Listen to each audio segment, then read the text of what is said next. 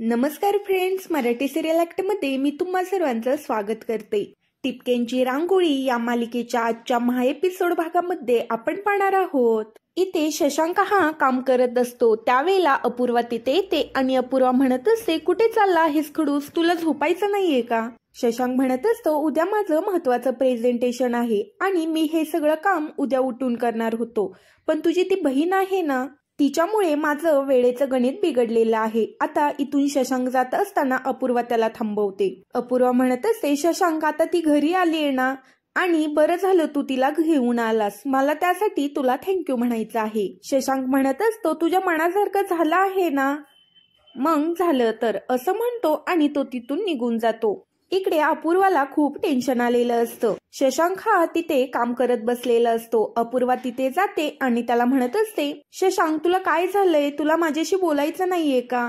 तू तर माझ्याशी बोलला नाही तर बघ मी इथे अशीच बडबड करत राहील। इथे अपूर्वा खाली बसते आणि त्याच्या हातातली फाईल घेते आणि ती खाली ठेवते आणि शशांकला म्हणत असते, हे बघ शशांक, तुला कसं वाटलं की तू चॉकलेट देतो, तसं मी आता काय देऊ? त्यावर शशांक म्हणत असतो, मी त्या नेत्राला मनापासून या घरामध्ये घेऊन आलोच नाही, तू म्हणालीस म्हणून मी तिला घेऊन आलेलो आहे। शशांक आता पुन्हा फाईल घेतो आणि काम करायला लागतो। अपूर्वा पुन्हा त्याच्या हातातून फाईल घेते आणि खाली ठेवते। शशांक म्हणत असतो, फाटेल हा ती, त्यावर अपूर्वा म्हणत असते, नाही फाटणार, मी सांभाळून ठेवली।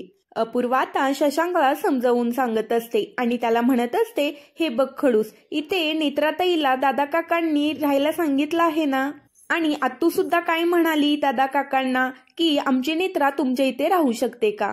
त्यावर दादा काका म्हणाले होते की हो, किती पण दिवस ती इथे राहू शकते। मग दादा काका इथे नसताना नेत्राताई घर सोडून गेली असती तर मग दादा काकाला कसं वाटलं असतं? शशांक म्हणत असतो, म्हणजे नेत्राताई ते कितीही दिवस राहू शकते आणि आपल्याला कितीही त्रास देऊ शकते, पण आपण अजिबात तिला काही बोलायचं नाही, याच्यावरती मला काही बोलायचंच नाही। शशांक हा पुन्हा एकदा काम करायला लागतो। अपूर्वा त्या शशांकला म्हणू लागते, तू बाकीच्यांचा विचार न करता बाळाचा विचार आधी केलास ना, दॅट्स माय खडूस।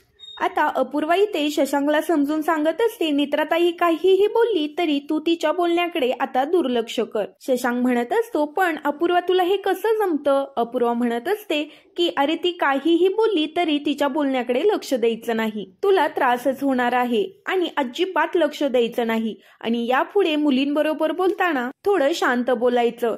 शशांक म्हणत असतो, मी शांतच बोलतो, पण ती नेत्रा बघितले का, तिच्या लिमिट क्रॉस करते ते, त्यामुळे मला तिच्या बरोबर तसं बोलावं लागतं। मी कोणाबरोबर याआधी असं बोललोय का, तू मला सांग। अपूर्वा म्हणत असते, तू तसा बोलतोस मला माहित आहे। शशांक म्हणत असतो, आतापर्यंत मी कोणत्या मुलीचा इन्सल्ट केलाय? अपूर्वा म्हणते की तू माझ्या बरोबर तसा बोलतोस। शशांक म्हणत असतो, अगं अपूर्वा, तू माझी बायको आहेस। अपूर्वा म्हणत असते, बायको असलं म्हणून काय झालं, बायकोवरती चिडचिडच करायची का? तुम्हा नवऱ्यांना अधिकारच दिलेला आहे का?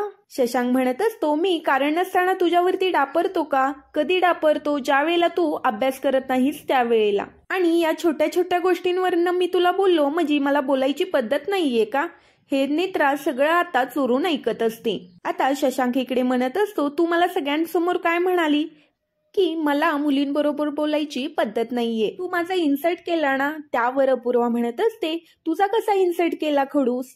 तुझ्या घरातले माझ्यापेक्षा तुला जास्त ओळखतात। शशांक म्हणत असतो, पण तू सगळ्यांदेखत काय म्हणालीस की मी मुलींबरोबर असाच बोलत असतो। शशांक आता तिला सॉरी म्हणत असतो। त्यावर अपूर्वा म्हणत असते, सॉरी म्हणायची काहीच गरज नाहीये, मलाच तुला थँक्यू म्हणायचं आहे। इथे दादा काकांनी नेत्राताईला थांबायला सांगितलं होतं आणि नेत्राताई इथून गेली असती तर त्यांचा शब्द डावलल्यासारखं झाला असता। मी आता नेत्राला घरी घेऊन आलेलो आहे, मला तुला थँक्यू पण म्हणायचं आहे आणि सॉरी पण म्हणायचं आहे, कारण सारिकाताईंचं बोलणं तू ऐकून घेतलंस, नेत्रा ही माझ्यामुळे घर सोडून गेली। त्यावर अपूर्वा म्हणत असते की मला सुद्धा तुला थँक्यू आणि सॉरी म्हणायचं आहे, आता तूही थँक्यू आणि सॉरी बोलला, मग झाली फिटाफिट। शशांक अपूर्वाला म्हणत असतो, जा तू जाऊन झोप, मला थोडंसं काम करायचं आहे।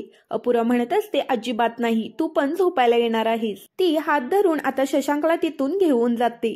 इकडे नेत्राला खूपच राग आलेला असतो, तर दुसऱ्या दिवशी शशांक हा फोनवर कामाचं बोलत असतो, तर अपूर्वा ही तिची पुस्तके काढत असते। शशांक अपूर्वाला म्हणत असतो, अपूर्वा एकतर तू मला पुस्तकं काढताना दिसतेस, नाहीतर पुस्तकांचा पसारा आवरून ठेवताना दिसतेस. अभ्यास करताना कधी दिसणारेस? त्यावर अपूर्वा म्हणत असते, हे बघ खडूस, आज माझ्यामध्ये खूप एनर्जी आहे आणि माझ्याकडे वेळ सुद्धा आहे. तुला किती भांडायचं आहे तेवढं भांड. शशांक म्हणतो की माझ्याकडे वेळ पण नाही आणि एनर्जी पण नाही, कारण मला वेळेवर पोचायचं आहे. आज संध्याकाळी प्रेझेंटेशन झाल्यावरती गेट टुगेदर आहे आणि सेमिनार सुद्धा आहे. तुला माझ्या बरोबर यायचं आहे. अपूर्वा म्हणते की सेमिनार आहे म्हणजे तुझे कलिग सगळे तिथे येतील, म्हणजे नेत्राताई सुद्धा येईल. मला नाही यायचं तुझ्या बरोबर. शशांक म्हणत असतो, ती नेत्रा तुला काही सुद्धा बोलणार नाही, मी आहे ना तुझ्यापाशी. त्यावेळेला अपूर्वा म्हणत असते की मला माहित आहे ती मला काही बोलणार नाही, पण वरूनची काळजी घ्यायला घरात कोणीतरी पाहिजे. नेत्रा त्या दोघांचं बोलणं ऐकत असते. शशांक म्हणत असतो, अगं घरात माई आहे, पण्णा काकू आहेत, ते घेतील ना वरूनची काळजी. अपूर्वा म्हणत असते, नाही, वरून हा माझ्या बरोबर आणि नेत्राताई बरोबरच शांत राहतो, त्यामुळे मी नाही येत. शशांक म्हणत असतो, तू आली असतीस तर मला खरंच खूप आनंद झाला असता. आपण नवरा बायको आहोत असं जायला हवं होतं आणि आमच्या सरांनी तुला इन्व्हाइट केलं होतं. अपूर्वा म्हणत असते, कार्यक्रम कधी आहे? संध्याकाळी आहे ना? मग मी विचार करते. शशांक म्हणत असतो, ठीक आहे, आता मी माझं काम उरकतो आणि जातो आणि तुला संध्याकाळी घ्यायला येतो. आता नेत्राने हे दोघांचं बोलणं ऐकलेलं असतं. अपूर्वा ताई ते विचार करत असते, खडूसने एवढं मला प्रेमाने बोलवलं आहे तर मला जायला हवं. नेत्रा आता तेवढ्यात तिथे येते आणि नेत्रा म्हणत असते, काय करतेस अपूर्वा? शशांक सर बोलले त्याचा सिरियसली विचार करतेस का? पण तू तिथे येऊन काय करणार आहेस? बोर होशील तू तिथे. अपूर्वा म्हणत असते, पण शशांक सर आहेत ना. नेत्रा म्हणत असते, ते तर प्रेझेंटेशनला जाणार आहेत, तिथे खूप मोठी मोठी माणसे असतात आणि ते प्रेझेंटेशन देणार आहे, मग तो काय तुझ्या मागे पुढे करणार आहे का? एकतर तू कमी शिकलेली आणि सरांची बायको आहे, ते तिथं सगळ्यांना समजलं तर कसं वाटेल ना. त्याने तुला आग्रह केला का?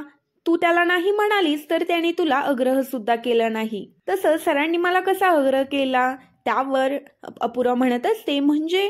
नेत्रा म्हणत असते, काल मला सर घ्यायला आले होते ना, तेव्हा सर मला म्हणाले होते, नेत्रा माझं उद्या प्रेझेंटेशन आहे आणि तुझ्यासारखी हुशार मुलगी माझ्या बरोबर हवी आहे. त्यांना हुशार माणसं खूप आवडतात. ते मला म्हणाले आहेत की उद्या माझं प्रेझेंटेशन आहे आणि मला तू समोर हवी आहेस. अपूर्वा म्हणत असते, खडूस असं म्हणाला?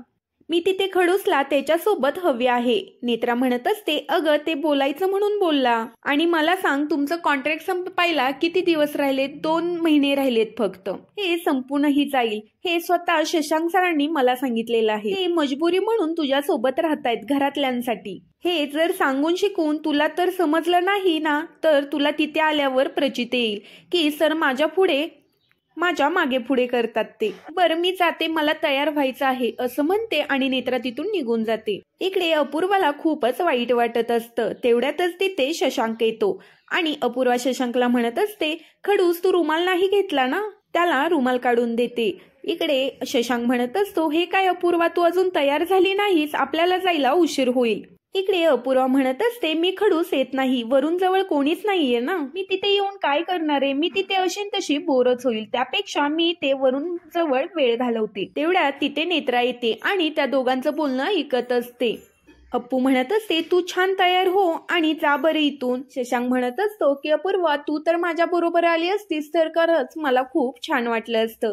अपूर्वा म्हणत असते, अरे शशांक, ते खरं आहे, पण इथे बाळापाशी पण कोणतरी हवं ना. शशांक म्हणत असतो, घरातले सगळे होते ना, आता मला एकट्याला जावं लागेल. अप्पू आता शशांकला तयार करत असते आणि त्याचे केस नीट करत असते. इकडे खूपच राग येत असतो. अचानक नेत्राही येते आणि दरवाजा लॉक करते. शशांक हा रागाने नेत्राकडे बघत असतो. नेत्रा म्हणत असते, सर मी रेडी आहे. शशांक हळूच म्हणत असतो की ही सेमिनारला चाललेली आहे की लग्नाला चाललेली आहे. नेत्रा म्हणत असते, काय झालं अपूर्वा, तू तयार हो ना. त्यावर शशांक म्हणत असतो, ती येत नाहीये. बाळाची काळजी कोण घेणार आहे? तू घेणार आहेस का? नाही, तू बाळाची जबाबदारी घेतली आहेस ना आणि तू इथेच बाळाला ठेवून सेमिनारला चाललेली आहेस. नेत्रा म्हणत असते, मला माहित आहे अपूर्वा, तुला बाळाचं खूपच कन्सल आहे, त्यामुळे तू हे सगळं करत आहेस ना. शशांक म्हणत असतो, झालं तुझं, मग निघ.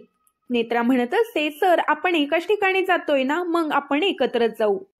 त्यावर आता नेत्रा म्हणत असते की तुम्ही सर पुढे जा, मी हिला बाळाचं शेड्यूल सगळं समजावून सांगते. तर इकडे आता नेत्रा बॅगला हात लावणार तेवढ्यातच शशांक म्हणत असतो, माझ्या बॅगला लावायची हात काहीच गरज नाही, मी घ्यायला समर्थ आहे. अपूर्वा आता शशांकला मोबाईल देते आणि त्याला ऑल द बेस्ट म्हणते. शशांक हा तिला थँक्यू म्हणतो आणि तिथून निघून जातो. नेत्रा इथे अपूर्वाला म्हणत असते, बघितलंस ना अपूर्वा, त्याने तुला आग्रह पण केला नाही आणि तू सेमिनारला आली असती तर तुला समजलं असतं शशांक सर माझ्या मागे पुढे किती करतात ते, त्यांना मी तिथे हवीच आहे. आणि तिथून निघून जाते. आता इथे अपूर्वाला खूप वाईट वाटलेलं असतं. इथे आता सर्वजण पोहोचल्यानंतर सगळेजण सिग्नेचर करत असतात आणि शशांक सिग्नेचर करतो आणि तिथून निघून जातो. इकडे नेत्राही अपूर्वाच्या नावापुढे सिग्नेचर करते आणि मग तिथून निघून जाते. इकडे कुकी म्हणत असतो, अपूर्वा तुला तर एवढा शशांक आग्रह करत होता तर मग तू का नाही गेलीस. अपूर्वा म्हणत असते, ती पार्टी नाही सेमिनार आहे. आता सुमी म्हणत असते, अगं पण तू गेली असती ना तर दादाला पण खूप छान वाटलं असतं ना. अपू म्हणत असते, पण मी तिथे जाऊन काय करणार होती आणि काय कळतं मला त्यातलं. कुकी म्हणत असतो, अच्छा म्हणजे तुला तिथं जाऊन कोण प्रश्न विचारणार होतं का आणि त्याचीच भीती तुला वाटत होती. अगं तिथे सेमिनार झाल्यावरती शशांकचं कौतुक होणार होतं ना आणि तू तिथे असतीस तर शशांकला सुद्धा छान वाटलं असतं. नवरा बायको एकत्र असतील तर त्यांचं नातं अधिक घट्ट होतं, तू जायला पाहिजे होतंस तिथे. सुमी म्हणत असते, तू नाही म्हणलीस तर शशांक दादाचा चेहरा किती पडला होता. अपूर्वा म्हणत असते, हो खूपच पडला होता, मी जायला पाहिजे होतं ना त्याच्याबरोबर. कुकी म्हणत असतो, अजूनही वेळ गेली नाही, तू आवरून गेलीस तरी चालेल. सुमी म्हणत असते, हो आम्ही बाळाची काळजी घेऊ. आणि कुकी आता तिच्याकडे बघून हसत असतो. तर महा एपिसोड मधील पुढील भाग थोड्याच वेळात अपलोड होईल.